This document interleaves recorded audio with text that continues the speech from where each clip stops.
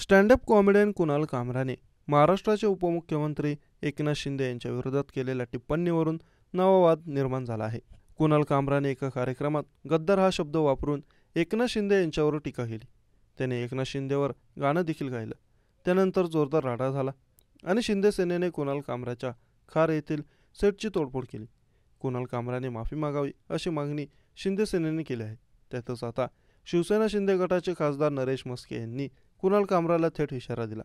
नरेश म्हस्के यांनी कुणाल कामराला थेट इशारा देत सांगितलं की शिवसैनिक आता कुणाल कामराला महाराष्ट्रात फिरू देणार नाही.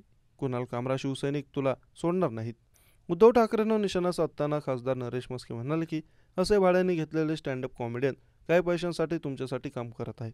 आता तुमच्याकडे कार्यकर्ते उरले नाहीत, पण शिवसैनिक कुणाल कामराला योग्य उत्तर देतील असे म्हणत नरेश म्हस्के यांनी ठाकरे गटावर देखील टीका केली. खासदार नरेश म्हस्के यांनी कामराला धमकी दिली आहे की त्याला भारतातून पळून जाण्यास भाग पाडले जाईल. एकनाथ शिंदे यांच्यावर टीका करण्याचे परिणाम आता कामराला भोगावे लागतील. नरेश म्हस्के यांनी सोशल मीडिया प्लॅटफॉर्म एक्सवर व्हिडिओ पोस्ट करत शिवसेना ठाकरे गटाचे नेते संजय राऊत यांच्यावर देखील टीका केली. दरम्यान शिंदे गटाचे नेते संजय निरुपम यांनी कुणाल कामराची धुलाई करण्याचा इशारा दिला आहे. त्यांनी सोशल मीडिया प्लॅटफॉर्मवर लिहिलं आहे की उद्या 11 वाजता कुणाल कामराची धुलाई आहे.